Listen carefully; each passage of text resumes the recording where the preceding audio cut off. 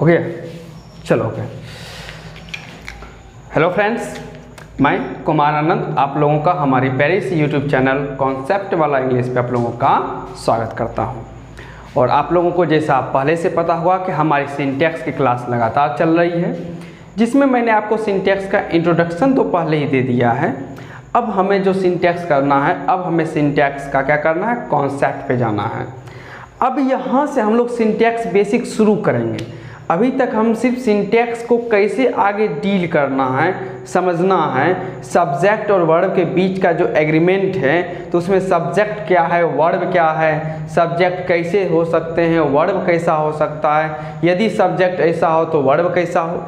जिसमें हमने यह सीखा है कि सब्जेक्ट या तो नाउन हो सकता है या तो प्रोनाउन हो सकता है।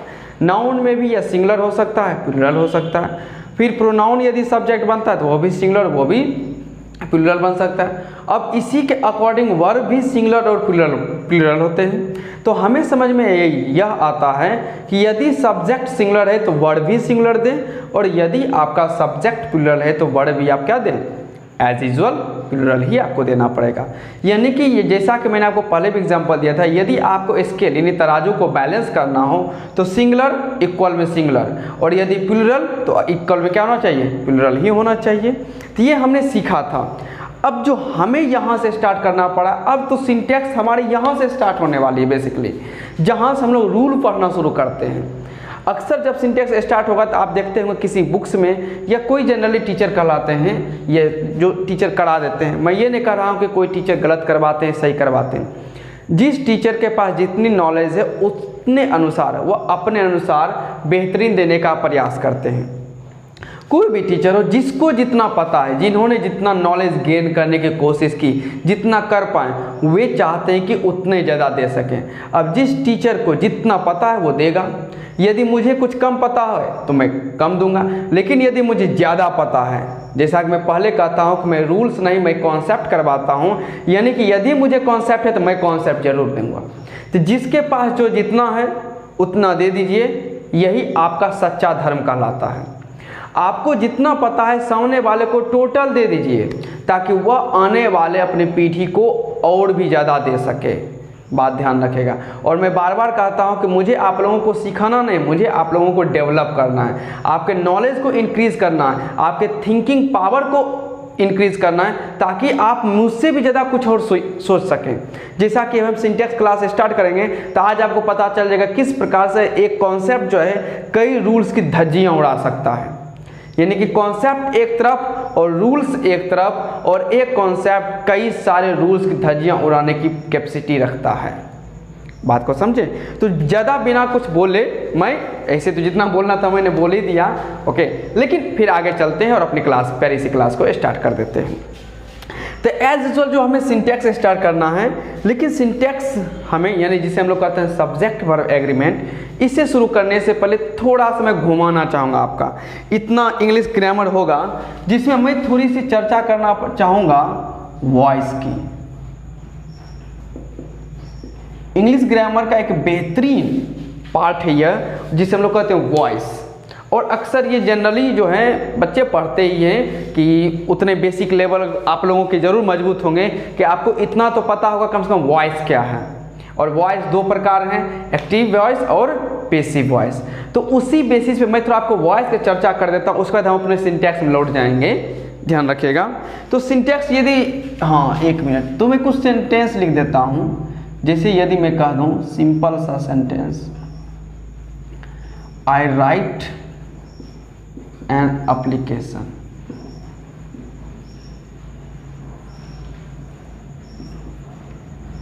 और दूसरा सेंटेंस यदि मैं लिख दूं ही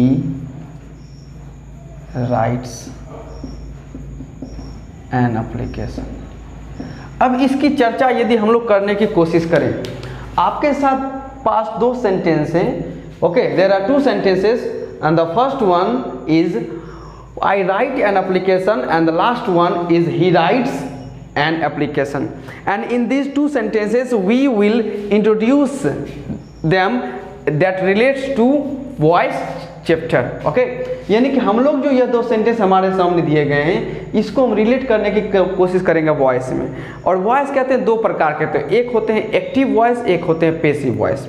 जब सब्जेक्ट, किसी वाक्य का सब्जेक्ट यदि वो एक्टिव हो, यानी वो काम बाकायदा कर रहा है, जो उसमें एक्शन दिया गया है वो एक्शन वही सब्जेक्ट कर रहा है, तो वही हम लोग कहते हैं, क्या कहते हैं, एक्टिव वॉइस। जैसे मैं कहूँगा मैं पढ़ा रहा हूँ, तो सब्जेक्ट के अकॉर्डिंग मैं आया हूँ, यानी कि यदि मैं कह रहा हूँ मैं पढ़ा रहा हूँ, मैं अंग्रेजी पढ़ा रहा हूँ, आई एम टीचिंग इंग्लिश, तो इसमें जो सब्जेक्ट है आई एम टीचिंग इंग्लिश का जो सब्जेक्ट आई है, ये आई कौन है, मैं हूँ। और इस सेंटेंस में एक एक्शन हो रहा है टीच करने का, यानी पढ़ाने का, और वो पढ़ाने का काम कौन कर रहा है, मैं कर रहा हूँ। यानी कि मैं जो सब्जेक्ट हूँ और जो उसमें एक्शन दिया गया वो एक्शन कौन कर रहा है, सब्जेक्ट कर रहा है। तो किसी भी सेंटेंस में जो एक्शन दिया जा रहा है और यदि वो एक्शन सब्जेक्ट के द्वारा किया जा रहा है वो कहलाता है एक्टिव वॉइस। जैसे कि हमारा पहला सेंटेंस है आई राइट एन एप्लीकेशन, तो यहाँ एक्शन क्या हुआ है, राइट, लिखने का काम हुआ है। तो लिखने का काम किसने किया है, आई ने, और आई हमारा क्या है, सब्जेक्ट है। आई हमारा क्या है, सब्जेक्ट है। फिर समझिए, राइट लिखना हमारा एक एक्शन वर्ब है और यह एक्शन करने का काम कौन कर रहा है, आई, जो कि हमारा सब्जेक्ट या डूअर है। यानी कि ये पूरा का पूरा सेंटेंस आपका एक्टिव वॉइस कहलाता है। फिर समझिए, जिस सेंटेंस में जो एक्शन दिया गया है और यदि वह एक्शन उसी सेंटेंस के सब्जेक्ट के द्वारा किया जाता है तो वह कहलाता है एक्टिव वॉइस। जैसे यदि मैं कहूँगा ही राइट्स एन एप्लीकेशन, यहाँ भी राइट्स वर्ब जो कि एक्शन वर्ब है, इसको लिखने का काम कौन करता है, यानी कि ही करता है। तो यहाँ पर भी हमारा सब्जेक्ट क्या है, एक्टिव है, कि वह काम करता है या कर रहा होता है। तो फिर से मैं आपको लास्ट बार समझा दे रहा हूँ कि यदि किसी सेंटेंस फ्रेम में एक वर्ब है जो कि एक्शन को शो करेगा और उस एक्शन को करने का काम हमारा उसी वाक्य का सब्जेक्ट यदि करता है तो उसे हम लोग कहते हैं एक्टिव वॉइस। अब ये वो एक्टिव वॉइस, इसको पैसिव वॉइस में कैसे चेंज करते हैं, तो देखिए, तो एज यूजुअल जैसा कि आपको पहले से पता होगा, यह सब्जेक्ट है, यह वर्ब है और एन एप्लीकेशन को हम लोग ऑब्जेक्ट मान के चलते हैं। तो जब हम लोग एक्टिव से पैसिव ट्रांसफर करते हैं तो सबसे पहले ऑब्जेक्ट को आगे रख देते हैं। तो हम लोग करते हैं एन एप्लीकेशन, और चूंकि राइट वर्ब का फर्स्ट फॉर्म है और वर्ब का फर्स्ट फॉर्म को जब हम लोग पैसिव में चेंज करते हैं तो is are am plus verb का थर्ड फॉर्म लगा देते हैं।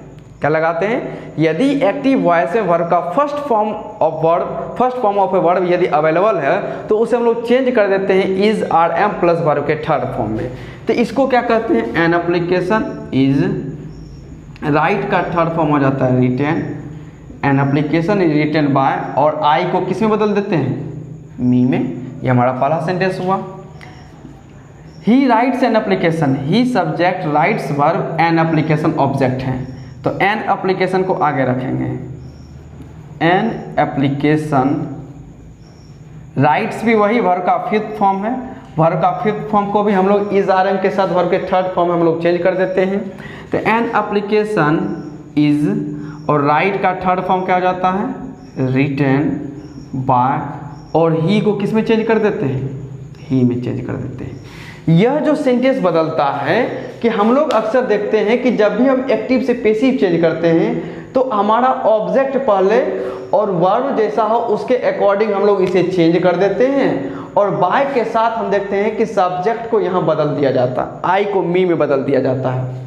फिर एन एप्लीकेशन आगे वर्ब के फिफ्थ फॉर्म के अकॉर्डिंग इज प्लस वर्ब का थर्ड फॉर्म आ गया, और ही किस में तब्दील हो रहा है, बाय हिम में, यानी कि बाय के बाद हिम लगा देते हैं। तो ये हम लोग वॉइस में सीखते हैं। अब डिपेंड करता है कि सर आप बताने वाले थे सिंटैक्स यानी कि सब्जेक्ट वर्ब एग्रीमेंट, तो आप हमें वॉइस क्यों सिखा रहे हैं। मैं वॉइस सिखा नहीं रहा हूँ, बस मैं इतना जानना चाहता हूँ कि आपने जो वॉइस सीखा है उसी में एक बेहतरीन कॉन्सेप्ट सिखा दिया हुआ है, वह कॉन्सेप्ट हमें पूरे सिंटैक्स में काम करेगा। तो वह कॉन्सेप्ट क्या होता है सो जरा समझने की कोशिश करते हैं। अच्छा एक चीज़ बताएं, यहाँ पर आई है लेकिन यहाँ पर मी होता है, यहाँ पर ही है, यहाँ पर हिम लिखते हैं, ऐसा क्यों होता है। यदि मैं यहाँ मी की जगह आई लिखना चाहूँ तो क्यों गलत होता है, और यदि मैं यहाँ हिम की जगह ही लिखना चाहूँ तो यह क्यों गलत होगा। यानी कि मैं चाहता हूं कि जैसे एन एप्लीकेशन पहले आ गया, कोई बदलाव नहीं हुआ, तो हम आई को भी क्यों ना लास्ट में रखते हैं। यानी कि मैं कह रहा हूं बाय मी ना रख के बाय आई रख दें। और फिर यहाँ जो एन एप्लीकेशन सब्जेक्ट बन गया तो ही को भी हम सामने क्यों ना रखते हैं, बाय ही, बाय हिम क्यों करें। यानी कि यदि यहाँ एन एप्लीकेशन यहाँ आया तो आई को भी यहाँ रख दो, मी में बदलने की जरूरत क्या। यदि एन एप्लीकेशन यहाँ आया तो ही को भी यहाँ रख दो, ही में बदलने की जरूरत क्या। मुझे यह जानना है कि यह बदल क्यों जाता है, ऐसा क्या रीज़न है कि यह बदल जाता है। जरा सोचिए 2 मिनट, ऐसा क्या होता है कि यह बदल जाता है। सही से सोचिए, मुझे जानना है ऐसा क्या होता है कि यहाँ आई मी में बदलता है और मैं आई की जगह यहाँ आई नहीं रख सकता हूँ और ही की जगह मैं ही नहीं रख सकता हूँ, हिम क्यों लिखता हूँ। चलिए तो मैं बता देता हूँ। तो ज़्यादातर बच्चे ये जानते हैं कि सर हम ये वॉइस में हम ये सीख चुके हैं कि इसको बदला जाता है। आई को मी में, we us, he him, she her, you they them, इस प्रकार से बदलने का एक पैटर्न बदलता है। तो अक्सर बच्चे यही सोचेंगे सर हम तो सीखे हैं और हम लोग इतना जानते हैं कि बाय एजेंट होता है और एजेंट के बाद हम लोग क्या उसको बदल देते हैं, उसको क्या करते हैं, बदल देते हैं। और वो बदलने का काम कैसे शुरू होता है, तो इस प्रकार से शुरू होता है कि सर जब आई रहता है एक्टिव वॉइस में तो पैसिव वॉइस में बाय के बाद मी लगाते हैं। यदि वी रहता है एक्टिव वॉइस में तो पैसिव वॉइस में बाय के बाद अस लगाते हैं। यदि यू हो तो आपका पैसिव वॉइस में यू लिखते हैं। यदि ही हो तो हिम में ट्रांसफ़र कर चेंज कर देते हैं। सी हो तो हर में, दे हो तो उसको दैम में चेंज कर देते हैं। ये हम लोग अक्सर सीखते हैं कि यदि किसी एक्टिव वॉइस में ये नज़र आ जाए, आई वी यू ही सी दे आ जाए, तो इसके सामने यानी कि ये सारे चीज़ पैसिव वॉइस में लास्ट में बदल दिए जाते हैं। और इस टेबल को हम लोग अक्सर याद करते हैं कि सर आई का मी होता है, वी का अस, यू का यू, ही हिम, सी हर, दे का देम। और वही होता है कि यहाँ आई है तो यहाँ लगेगा मी, यहाँ ही है तो यहाँ लगेगा हिम। यदि यहाँ सी रहता तो यहाँ हर लगता, यदि यहाँ यू रहता तो यहाँ यू रहता, यदि यहाँ दे रहता तो यहाँ क्या रहता, देम रहता। इस प्रकार से हम लोग पैसिव वॉइस में यानी जब हम एक्टिव से पैसिव चेंज करते हैं हम लोग पूरी तरीके से इसे याद करने की कोशिश करते हैं सर। और अक्सर टीचर या बुक में लिखा हुआ रहता है कि इस टेबल को याद कर लें, ऐसा आपको आगे पूरे वॉइस में ज़रूरत पड़ेगा। अब समझ में यह नहीं आता है कि ऐसा क्यों होता है। हम लोग वॉइस तो पढ़ लेते हैं अच्छे तरीके से, लेकिन समझ में ये नहीं था कि ऐसा क्यों होता है। या कुछ बच्चों को और ज़्यादा थोड़ी और जानकारी यदि होगी तो वह कहते हैं कि सर यहाँ सब्जेक्ट होता है और इसी सब्जेक्ट का ऑब्जेक्ट यहाँ आता है। यानी कि एक्टिव वॉइस में जो हमारा यहाँ सब्जेक्ट रहता है उसका ऑब्जेक्ट यहाँ आता है। बिल्कुल सही है। और ध्यान रखिएगा, अक्सर आप लोग जानते हैं और प्रोनाउन चैप्टर में हम लोग ये पढ़े होंगे और जनरली हर बच्चा ये पढ़ता है कि आई वी यू ही सी दे, ये सब का सब जो है यह सब्जेक्ट का काम करता है। किसका काम करता है, सब्जेक्ट का काम करता है। यानी कि ये सब्जेक्टिव प्रोनाउन होते हैं। ये क्या होते हैं, सब्जेक्टिव प्रोनाउन इसे हम कहते हैं, जो कि सब्जेक्ट का काम करता है। यानी कि इसे हम लोग कहते हैं सब्जेक्टिव प्रोनाउन, या इसे सब्जेक्टिव केस भी कह दिया जाता है। और इसके अपोजिट जो होता है me us you him her them जो होता है यह ऑब्जेक्ट होता है। यह ऑब्जेक्ट होता है जिसे हम लोग ऑब्जेक्टिव प्रोनाउन भी कहते हैं। ऑब्जेक्टिव प्रोनाउन यानी कि आई वी यू ही सी दे ये सब हमारा सब्जेक्ट बनता है, जो कि हमारा सब्जेक्टिव प्रोनाउन है। और me us you him her them जो है यह हमारा ऑब्जेक्ट है, जो कि ऑब्जेक्टिव प्रोनाउन बनने का काम करता है। तो हम लोग इतना जान पाते हैं, यह जान पाते हैं कि एक्टिव वॉइस का सब्जेक्ट जो यहाँ ऑब्जेक्ट बदलता है। एक्टिव वॉइस का सब्जेक्ट किस में बदलता है, ऑब्जेक्ट में। अब फिर मेरा एक और क्वेश्चन है कि ऐसा क्या होता है कि सब्जेक्ट जो ऑब्जेक्ट में बदल जाता है। कोई तो रीज़न होगा ना कि आपका यहाँ आई का सब्जेक्ट यहाँ मी यानी कि ऑब्जेक्ट हो रहा है, यहाँ आपका एक्टिव वॉइस का सेंटेंस का सब्जेक्ट ही जो है यह हिम में बदल रहा है, यानी कि सब्जेक्ट आपका ऑब्जेक्ट बदल रहा है। फिर समझिए, सब्जेक्ट आपका ऑब्जेक्ट बदल रहा है। ऐसा क्या रीज़न हुआ कि वहाँ पे हम सब्जेक्ट को उठाकर सब्जेक्ट ना रख पाए, ऑब्जेक्ट रखना पड़ गया? याद है? नहीं।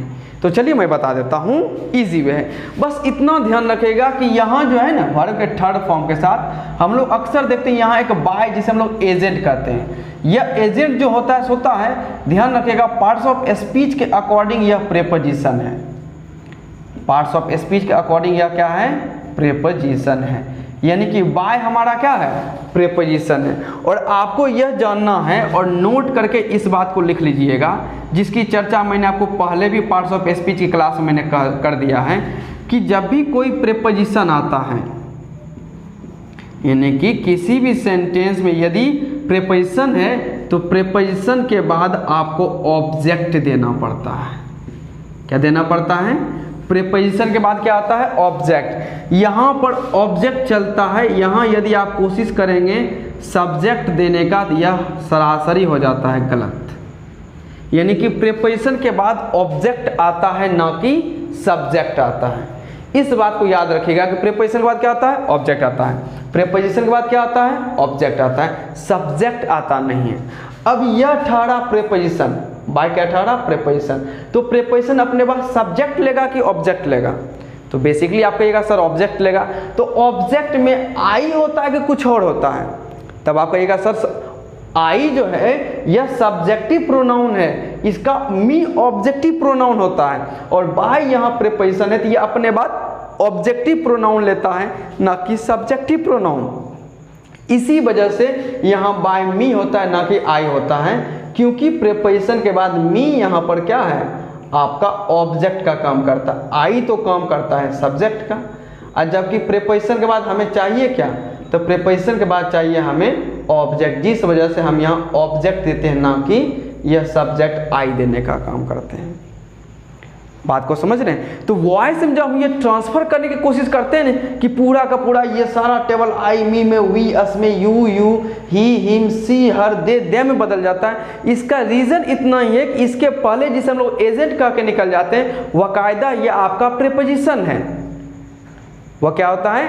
प्रेपोजिशन है। और प्रेपोजिशन के बाद क्या आता है? बिल्कुल सही, ऑब्जेक्ट आता है, ना कि सब्जेक्ट आता है। इसी वजह से यहाँ जो ही है, यहाँ बाय के बाद हिम होता है, ना कि ही होता है, क्योंकि यहाँ पर हिम आपका ऑब्जेक्ट है और ही हमारा सब्जेक्ट है। और प्रेपोजिशन के बाद क्या आता है? ऑब्जेक्ट आता है, ना कि सब्जेक्ट आता है।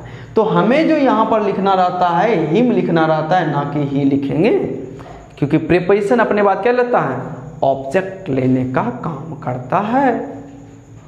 बात को समझ रहे हैं? तो हमारा जो कॉन्सेप्ट ये डेवलप हुआ, जो जिसकी चर्चा हम वॉइस में करके आ जाते हैं, और वॉइस बच्चे पढ़ते हैं लेकिन ये समझ नहीं पाते हैं। तो समझना बस इतना ही है कि वह सारा आपका क्या रहता है? वॉइस रहता है। सॉरी, वो सारा आपका क्या रहता है? वॉइस में हम लोग प्रेपोजिशन लगाते हैं, और उस प्रेपोजिशन के बाद क्या आता है? ऑब्जेक्ट आता है, सब्जेक्ट कभी आता ही नहीं है।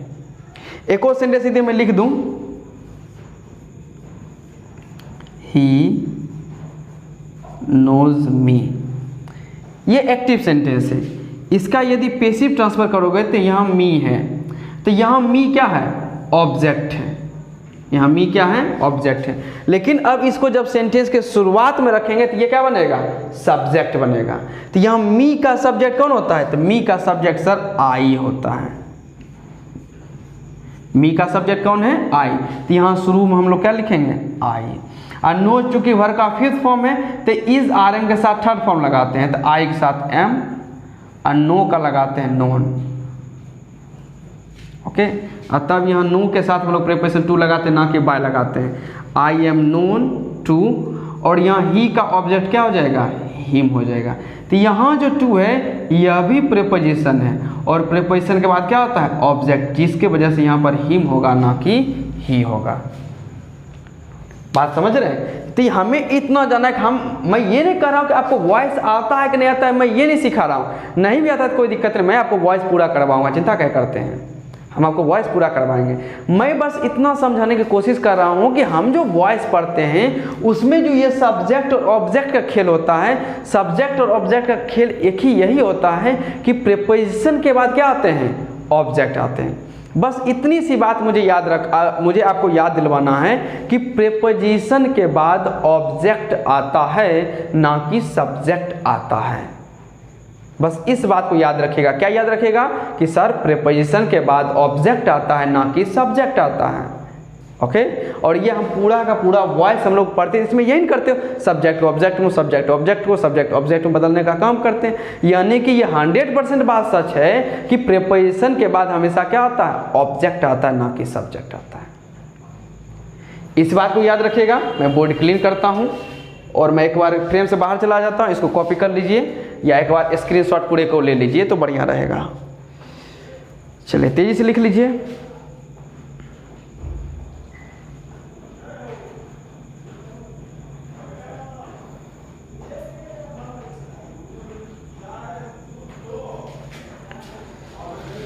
चलिए तो इसको मिटा देते हैं। उम्मीद करूंगा आप लोग इसको कॉपी कर लीजिएगा।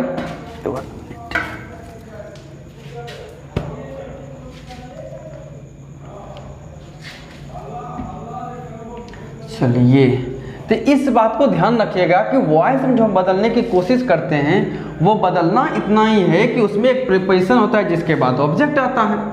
बात को समझें तो यह हमें कॉन्सेप्ट समझना ना कि ये रख लेना कि बउआ जब सा ई आई दिखे तो मी बदलना है, यू दिखे तो यू बदलना है, ही देखो तो ही में, सी देखो तो हर में, दे देखो तो दे में। ये हमें नहीं जानना रहता है। हमें जानना यह है, और जो कि हम लोग ये जानने की कोशिश करते हैं और लगभग जान नहीं पाते, लेकिन अब आप लोग ये सीख चुके हैं कि सर जो हम लोग वॉइस में पूरा का पूरा बदलते हैं वो बदलते इस वजह से क्योंकि लास्ट में प्रीपोजिशन आता है। तो आपका जो ये कॉन्सेप्ट तैयार हुआ और यही कॉन्सेप्ट हमें आगे पूरा मदद करेगा। तो हमारा कॉन्सेप्ट यह तैयार हुआ कि सर प्रीपोजिशन, जब भी कोई प्रीपोजिशन आएगा तो उसके बाद हमेशा क्या आएगा, ऑब्जेक्ट आएगा। इस बात को ध्यान रखेगा। प्रीपोजिशन के बाद हमेशा क्या आएगा, ऑब्जेक्ट, कभी भी सब्जेक्ट नहीं आ सकता है। इस बात को बस याद रखिएगा कि प्रीपोजिशन के बाद क्या आता है, ऑब्जेक्ट आता है, ना कि सब्जेक्ट होता है। और प्रीपोजिशन होता कौन कौन है, तो जनरली बच्चे ये जानते ही प्रीपोजिशन क्या क्या होता है। फिलहाल मैं थोड़ा सा लिस्ट लिख देता हूँ कि प्रीपोजिशन के रूप में आपको कभी बाई, कभी ऑफ, कभी इन, कभी विद, कभी टुगेदर विद, ये सब जनरली हम लोगों को वॉइस ये होते हैं जो आपको सिंटैक्स में दिख जाते हैं। और भी प्रीपोजिशन हो गए तो मैं आपको वो इंट्रोड्यूस करवाऊंगा, लेकिन बेसिकली आपको इतना दिख जाता है कि by, of, in, with, together with, ये सब प्रीपोजिशन है। और इन सब के बाद हमेशा हम लोग क्या लगाते हैं, बिल्कुल सही, ऑब्जेक्ट लगाते हैं, ना कि सब्जेक्ट लगाने का काम करता है। तो चलिए एक सेंटेंस पे जरा ध्यान दे देते हैं।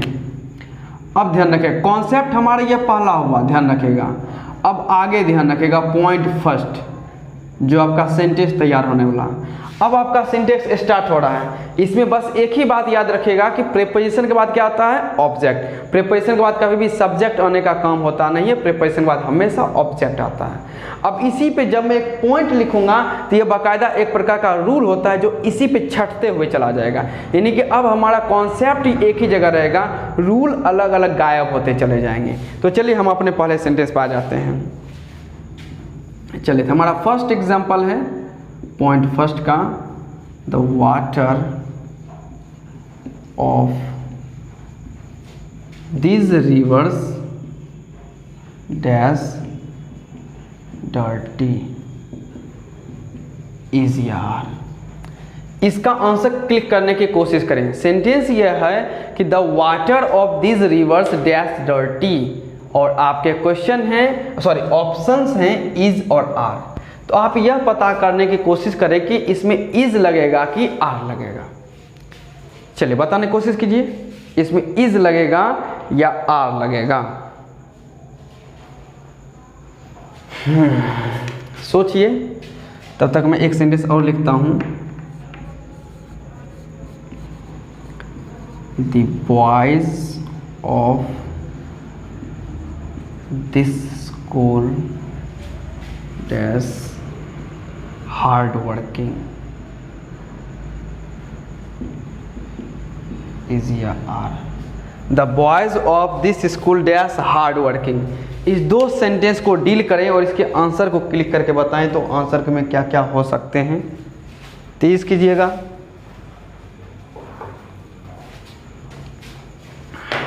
सोचिए क्या हो सकते हैं, सोचना तो पड़ेगा ही, क्वेश्चन जो बनाने हैं।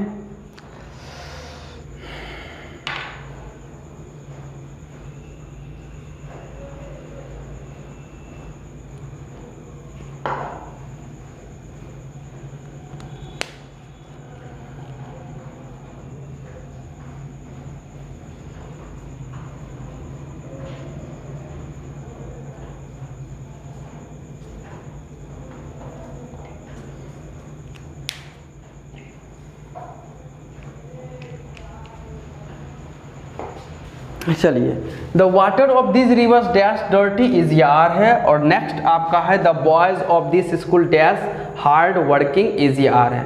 अब सबसे पहले हम लोग ये बेसिक से जानने की कोशिश करते हैं कि जो बच्चे होते हैं या स्टूडेंट्स होते हैं या एस्पिरेंट्स होते हैं वो गलती कहाँ कहाँ कर जाते हैं। तो ज़्यादातर बच्चों के दिमाग में क्या आता है कि सर बच्चे जो ज़्यादातर मासूम होते हैं और गलती कर जाते हैं कि बगल में देखते हैं रिवर्स है, ओके, नज़दीक में दिखा रिवर्स, और इसी रिवर्स के अनुसार क्या लगा देंगे, यहाँ पर आर लगा देंगे।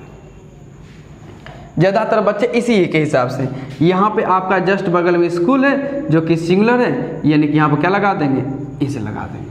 यानी कि बच्चे जब सिंटेक्स में यदि क्वेश्चन डील करते हैं तो ज़्यादा वो उनके दिमाग में यही नचता है कि बगल वाले के अनुसार, चूँकि बगल नज़दीक में यही है इसके अनुसार वर्ब लगा दो, रिवर्स है प्लूरल है आर लगा दो, स्कूल है सिंगुलर है इस लगा दो। इस प्रकार से सिंटेक्स में वो बनाने की कोशिश करते हैं, और यह तरीका है ही नहीं सिंटेक्स को ऐसे बना दिया जाए।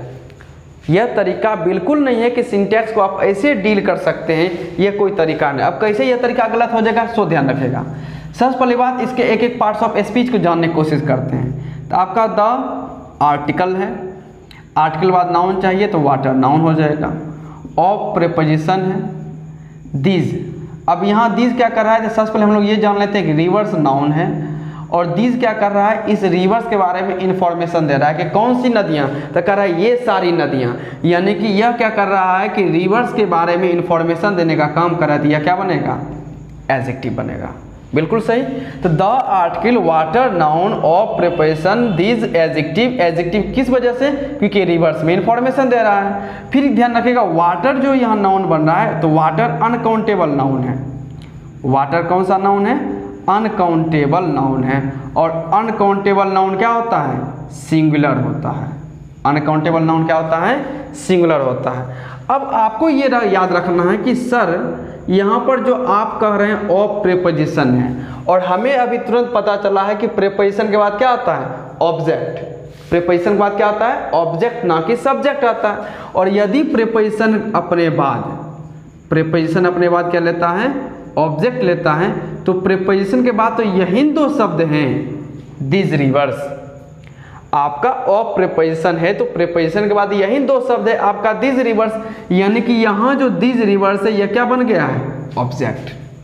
फिर समझिए, यहाँ हमारा ऑफ प्रीपोजिशन के अकॉर्डिंग यह क्या है, सॉरी ऑफ जो है पार्ट्स ऑफ स्पीच के according, of parts of speech में क्या होता है, तो ऑफ प्रीपोजिशन है, और प्रीपोजिशन के बाद क्या होता है, ऑब्जेक्ट। तो प्रीपोजिशन के बाद आया कौन है, दिस रिवर्स, जिसमें दिस आपका एडजेक्टिव रिवर्स नाउन है। तो ये दोनों जो है यह क्या बनेगा, प्रीपोजिशन के बाद आने की वजह से यह बनेगा ऑब्जेक्ट।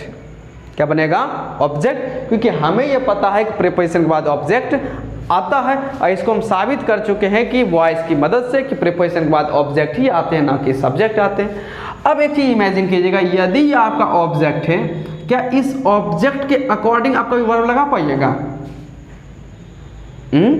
यदि आप इस रिवर्स के अकॉर्डिंग आर लगा रहे हैं और यहाँ रिवर्स आपका बन चुका है ऑब्जेक्ट, इसका मतलब यह हुआ कि आप ऑब्जेक्ट के अकॉर्डिंग वर्ब लगा रहे हैं। अब जरा याद कीजिए, आप जो चैप्टर पढ़ रहे हैं उस चैप्टर का नाम क्या है, तो आपका जो चैप्टर है उसका नाम है subject verb agreement. Subject verb agreement. यानी कि यहाँ जो रहता है तराजू के स्केल के एक साइड में सब्जेक्ट है और एक साइड में आपका वर्ब है, और इस सब्जेक्ट और वर्ब में एक एग्रीमेंट तय हुआ है। इस सब्जेक्ट और वर्ब में क्या है? एक एग्रीमेंट है। हमारा जो चैप्टर है वह चैप्टर है सब्जेक्ट वर्ब एग्रीमेंट, जिसके अकॉर्डिंग हम यह जानते हैं कि सब्जेक्ट और वर्ब के बीच एक एग्रीमेंट तय हुआ है। और वह एग्रीमेंट क्या कहता है? एग्रीमेंट यह कहता है कि यदि सब्जेक्ट सिंगुलर है तो वर्ब भी सिंगुलर चाहिए, और यदि सब्जेक्ट प्लूरल है तो वर्ब भी क्या चाहिए? आपका प्लूरल चाहिए। यानी कि एग्रीमेंट किसके बीच हुआ है? एग्रीमेंट सब्जेक्ट और वर्ब के बीच हुआ है। एग्रीमेंट किसके बीच हुआ है? सब्जेक्ट और वर्ब के बीच, ना कि ऑब्जेक्ट और वर्ब के बीच एग्रीमेंट हुआ है। फिर समझिएगा, चैप्टर का नाम है सब्जेक्ट वर्ब एग्रीमेंट, जिसमें हमें यह समझ में आता है कि सर इसमें जो एग्रीमेंट हुआ है वह सब्जेक्ट और वर्ब के बीच हुआ है, ना कि ऑब्जेक्ट और वर्ब के बीच। यानी कि एग्रीमेंट तो सब्जेक्ट वर्ब के बीच हुआ है, तो यदि एग्रीमेंट सब्जेक्ट और वर्ब के बीच हुआ है तो फिर ऑब्जेक्ट और वर्ब के बीच का एग्रीमेंट आप कैसे बिठा रहे हो? एग्रीमेंट यदि सब्जेक्ट और वर्ब के बीच है तो फिर आप ऑब्जेक्ट के अकॉर्डिंग कैसे वर्ब लगा रहे हो? आपको तो ये देखना है कि सब्जेक्ट यदि सिंगुलर है तो वर्ब सिंगुलर, और सब्जेक्ट यदि प्लूरल है तो वर्ब प्लूरल। लेकिन आप तो यहाँ देख रहे हैं कि ऑब्जेक्ट प्लूरल है तो लगा दिया आपने आर, जो कि होता नहीं है। बात को समझे? यानी कि हमारा जो एग्रीमेंट है ये इस ऑब्जेक्ट के अनुसार तो नहीं आएगा, यानी कि रिवर्स के अनुसार तो वह यहाँ पे वर्ब नहीं आने वाला है। बात को समझे? तो ये बगल वाले के अनुसार कभी देखने की कोशिश ना करें, ये सरासर हो जाएगा गलत। यानी कि इसके अकॉर्डिंग को तो हम लोग नहीं देखेंगे। अब देखेंगे किसके अकॉर्डिंग? यह प्रीपोजिशन, ये बन गया ऑब्जेक्ट। बचा कौन सा आपका? यही न बचा आपका द वाटर। यही यह प्रीपोजिशन और यह पूरा का पूरा क्या है? ऑब्जेक्ट है। बचा आपका क्या? The water. अब इसमें देखिएगा वाटर आपका क्या बनेगा? सब्जेक्ट बनेगा, क्योंकि प्रीपोजिशन के बाद दिस रिवर्स तो ऑब्जेक्ट बन गया है, तो बचा कौन सा? वाटर, जो कि क्या बनेगा? सब्जेक्ट। अब सब्जेक्ट के रूप में यदि वाटर आ रहा है तो सब्जेक्ट हम लोग पहले जान चुके हैं, सब्जेक्ट या तो नाउन हो सकता है या तो प्रोनाउन हो सकता है।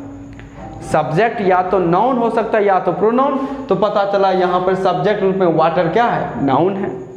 तो ये तो हमारा क्लियर हुआ ना कि सब्जेक्ट जो हमने पढ़ा था कि सब्जेक्ट सर नाउन या प्रोनाउन हो सकता है, तो सब्जेक्ट हमने नाउन दे दिया, यहाँ पर नाउन है। फिर आगे पता चला जो नाउन है वो फिर सिंगुलर भी हो सकता है और प्लूरल भी हो सकता है। तो चलिए देख लेते हैं। वाटर अनकाउंटेबल होने के वजह से यह सिंगुलर है।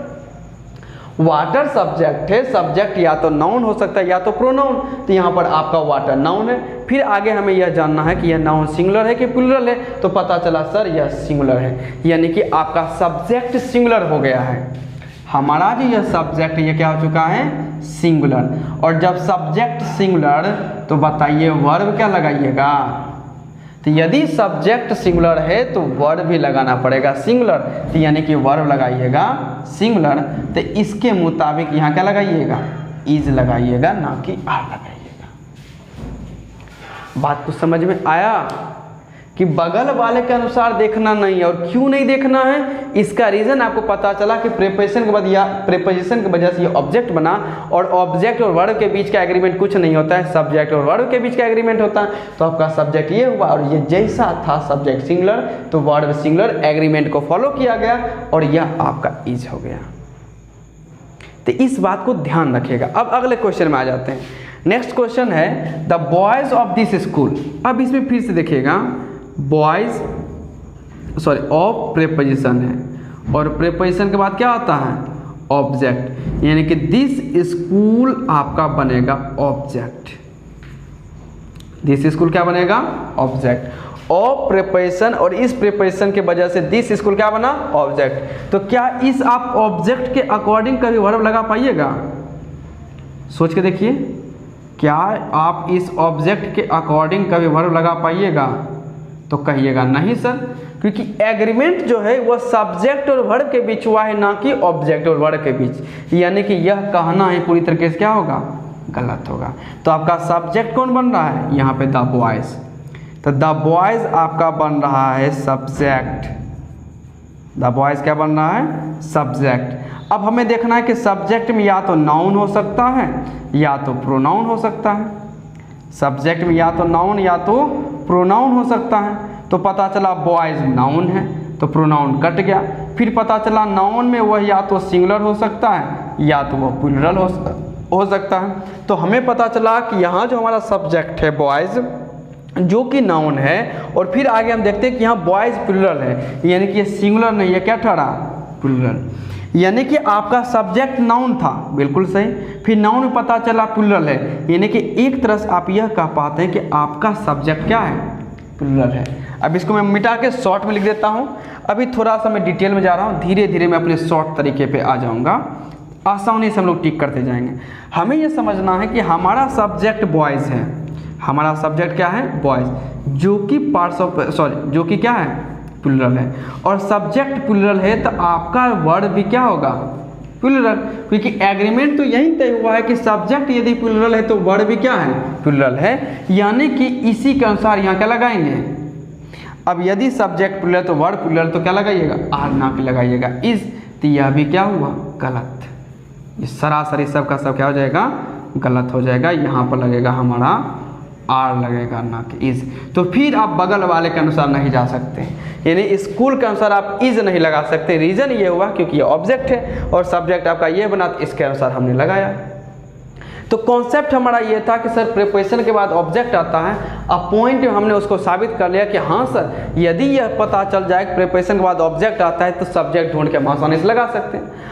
अब इसमें एक रूल ये आता है, आप देखिएगा ज़्यादातर बुक्स में, और जो टीचर जिनको जितना पता है वो क्या लिखवाते हैं और क्या करवाते हैं, यदि किसी वाक्य का सब्जेक्ट, यदि किसी वाक्य के सब्जेक्ट की बनावट, यदि किसी वाक्य की सब्जेक्ट की बनावट या formation noun plus of plus noun हो, यदि किसी वाक्य के सब्जेक्ट की बनावट noun plus of plus noun हो, तो आप पहले वाले नाउन के अनुसार वर्ब सिंगुलर या प्लूरल रखें।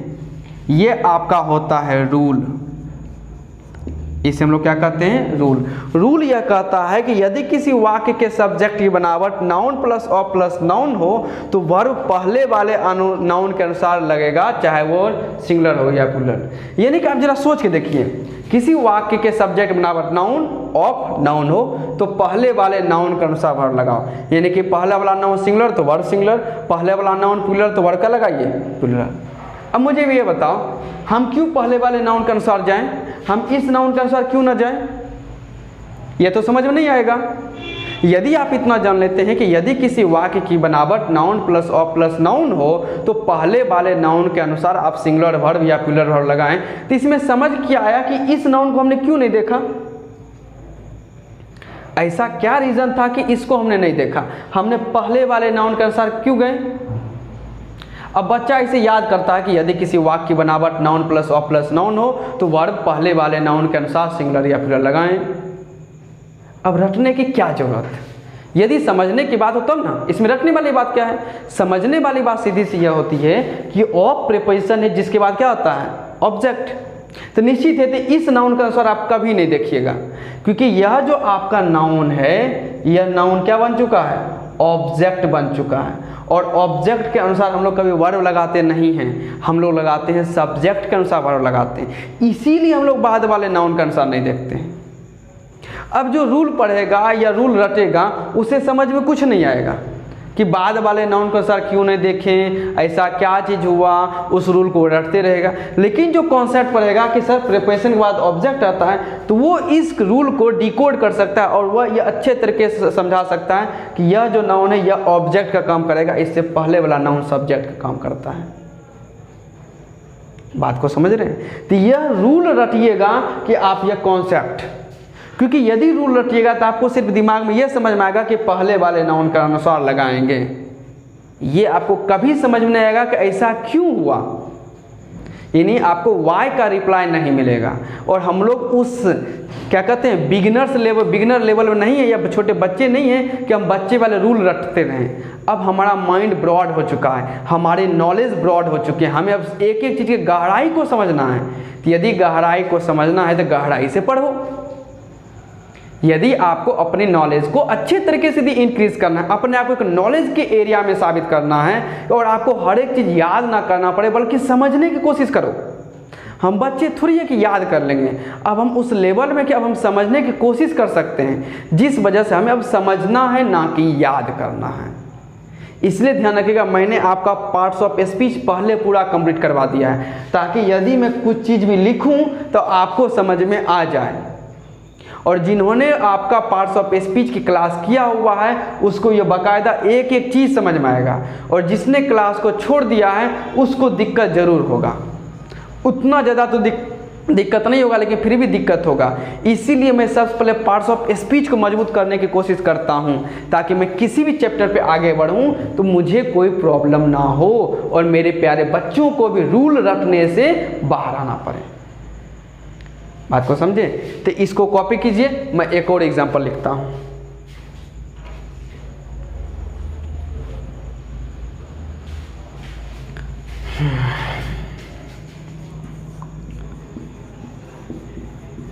The legs of the dog of my friend dash broken। यह क्वेश्चन है, the legs of the dog of my friend dash broken. और ऑप्शन की यदि बात करोगे तो ऑप्शन में मैं आपको दे देता हूं इज या are. The legs of the dog of my friend dash broken, is या आर। इसको जरा क्लिक करने की कोशिश करें आप लोग। चलिए तेजी से देखिए।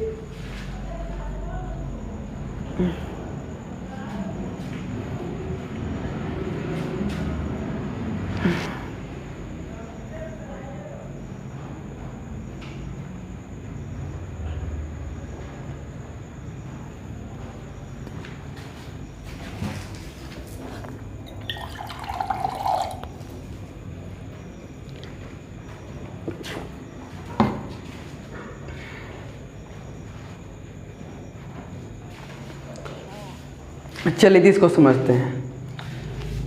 तो एज यूजुअल जो भी हो सकता है वो बाद में देखेंगे। सबसे पहले समझने की कोशिश करते हैं कि सबसे पहले पार्ट्स ऑफ स्पीच पहचान लो। यह आर्टिकल है, लेग्स नाउन है और नाउन में भी यह प्लूरल है। ऑफ प्रीपोजिशन है, द आर्टिकल डॉग नाउन है और नाउन में भी डॉग क्या है, सिंगुलर है। ऑफ प्रीपोजिशन माई बनेगा एडजेक्टिव क्योंकि ये फ्रेंड के बारे में बता रहा है। फ्रेंड किसका, मेरा फ्रेंड, तो यह एडजेक्टिव और फ्रेंड नाउन है और ये नाउन कैसा है, तो यह नाउन सिंगुलर है। द आर्टिकल लेग्स नाउन और नाउन में भी ये लेग का प्लूरल होता है legs.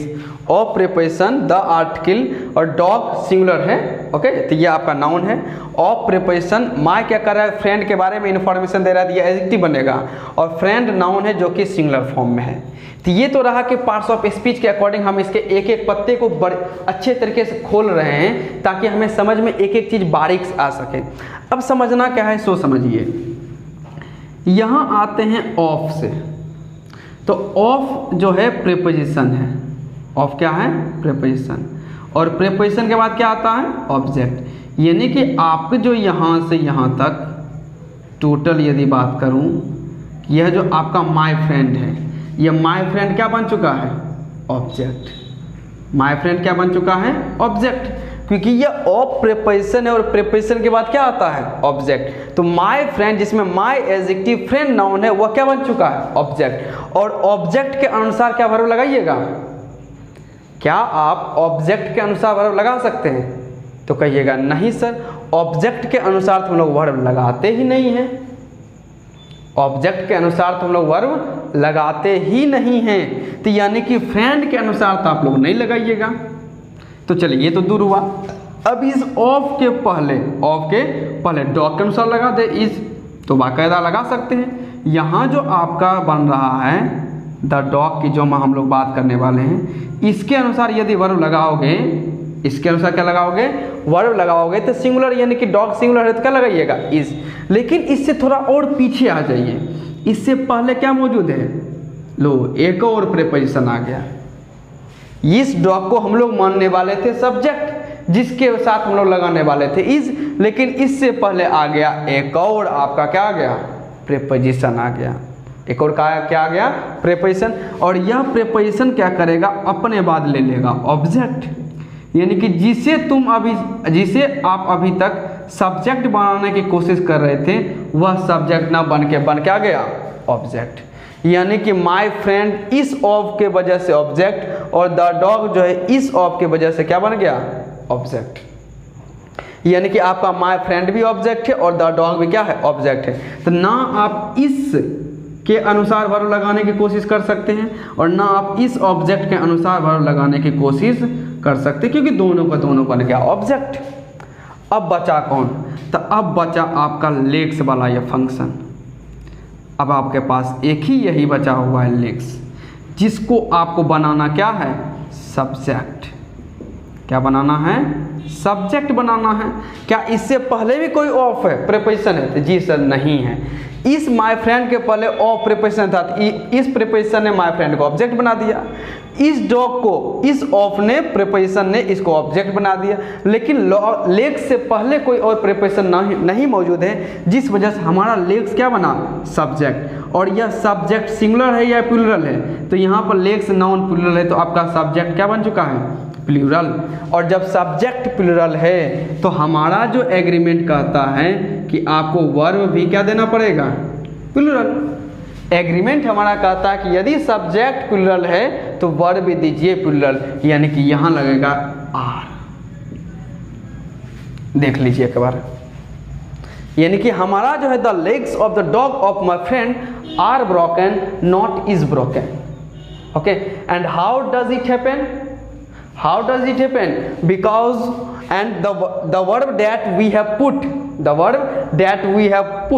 is not used according to my friend or the dog, is used according to the legs, because my friend is object because of preposition and the dog is also object because of preposition, but there is no preposition before the legs, so the legs does not act as an object, that's why we consider it as a subject।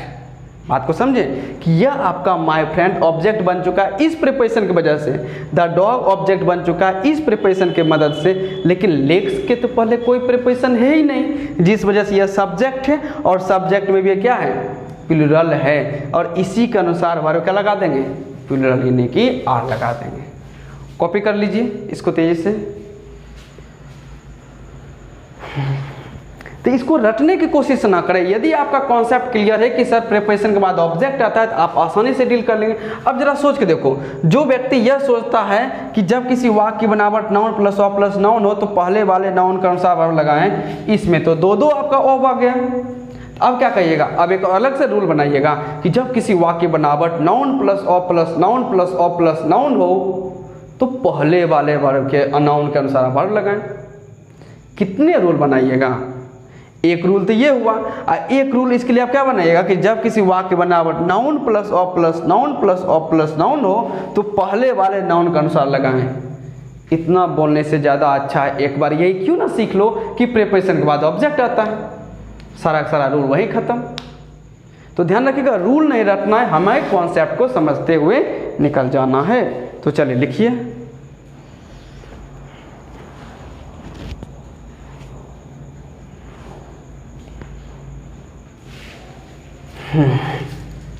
एक चीज और देख लेते हैं। Next एक और, the colour of the flowers of my garden dash red. इसका भी ऑप्शन इज आर। सोचिए तो क्या हो सकता है?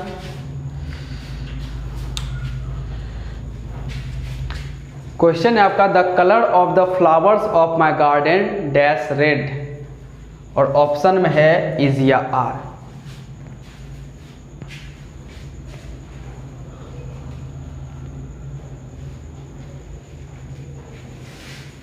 चलिए अब इसके अनुसार आएंगे तो फिर से हम इतना ही हमें याद रखना कि यहाँ पर भी डबल प्रीपोजिशन है। इस प्रीपोजिशन के वजह से यह हमारा बन जाएगा, यानी कि जो माय गार्डन है यह बन जाएगा ऑब्जेक्ट, इसके अनुसार वर्ब आएगा नहीं। फिर इस प्रीपोजिशन के वजह से हमारा जो है द फ्लावर्स, यह भी क्या बन जाएगा ऑब्जेक्ट, तो इसके अनुसार भी तो वर्ब आएगा नहीं। बचा आपका कौन सा कलर, कलर आपका बनेगा सब्जेक्ट, और सब्जेक्ट में कलर क्या है सिंगुलर है। फिर समझिए, इस ऑफ के वजह से माय गार्डन ऑब्जेक्ट और इस ऑफ के वजह से द फ्लावर्स आपका ऑब्जेक्ट बन गया, और ऑब्जेक्ट के अनुसार तो हम लोग वर्ब लगाएंगे नहीं, तो बचा क्या चीज़ आपका सब्जेक्ट।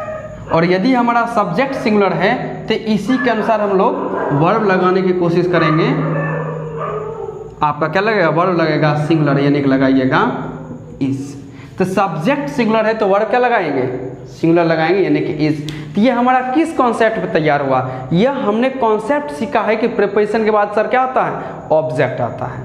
तो आपका ये जो वाक्य कहे कि जब किसी वाक्य की बनावट noun plus of plus noun हो तो पहले वाले वाक्य के अनुसार लगाएं, सॉरी पहले वाले नाउन के अनुसार क्या लगाएं वर्ब लगाएं। इस रूल से छुटकारा पा लेना है, ये रूल हमें रटना नहीं है। उसमें एक तो समझ में ये नहीं आता कि पहले रूल के पहले नाउन के अनुसार क्यों गए और बाद वाले नाउन को आपने क्यों छोड़ दिया, समझ तो वो आता नहीं है, सिर्फ रट लीजिए। तो रटने से बेहतर है आप कॉन्सेप्ट क्यों ना सीख लें, और कॉन्सेप्ट तो मैं आपको दे ही रहा हूँ, बात को समझे। तो हमें एक एक करके कॉन्सेप्ट के बेसिस पे सबको समझना है। तो आज की क्लास में हमने सबसे पहले तो हमने आधी क्लास हमने यह समझने में ही मैंने आपको बता दिया कि प्रीपोजिशन के बाद ऑब्जेक्ट कैसे आया, कहाँ से हम लोग ये सीखते हुए आए हैं, बात को समझे। और उस पर फिर मैंने आपका कॉन्सेप्ट एक ही था, पॉइंट हमने कितने समाप्त कर दिए, पॉइंट आपका एक समाप्त ये हो गया, और आपका दूसरा पॉइंट यहाँ से कर दीजिए, इसको भी बना दीजिए दूसरा पॉइंट, क्योंकि ये भी थोड़ा अलग से हो गया। एक था आपका noun plus of plus noun, और एक है आपका noun plus of plus noun. तो उसमें भी ध्यान रखिएगा कि रटना नहीं, उसमें भी हमें क्या करना है समझ के चलना है। और ध्यान रखिएगा आपका कॉन्सेप्ट यही रहा, कॉन्सेप्ट आपका एक ही प्रीपोजिशन के बाद ऑब्जेक्ट। आने वाली क्लासेस में सारे के सारे रूल्स लगभग इस कॉन्सेप्ट पे 20 रूल्स हमारे डील होने वाले हैं, बात को समझे। तो इस कॉन्सेप्ट को अच्छे से याद रखिएगा, क्लास को रिवीजन कीजिएगा। मिलते हैं अगली क्लास में, और अगली क्लास में हम लोग और कुछ जानने की कोशिश करेंगे सिंटेक्स पे। तब तक के लिए take care and love you. I love my students, bye.